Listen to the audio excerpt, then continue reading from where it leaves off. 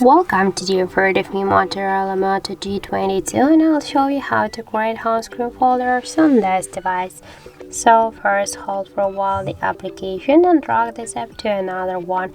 Now you can see here that we create the new folder on our device home screen.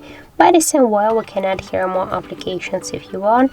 Also, we can give a name, or to edit the name, just click here and enter the new one. For example, I'll enter the apps and then just click to OK. And now, as you can see, we just successfully give a name to our new device folder. If you want, you can move this folder here on the screen. Just hold it and drag it where you want. For example, here. Or if you want, you can also move between the screens this folder. Also, we can create a new screen with the folders. And after that, if you want to just remove some apps from here, just hold it and drag it here to the home screen.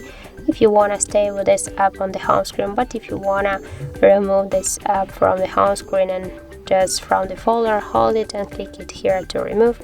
But don't worry, you'll stay also with this application here in the apps menu. You'll just remove it from the home screen. So that's it. Thank you for watching, and if you find this video helpful, don't forget to leave a like, comment and to subscribe our channel.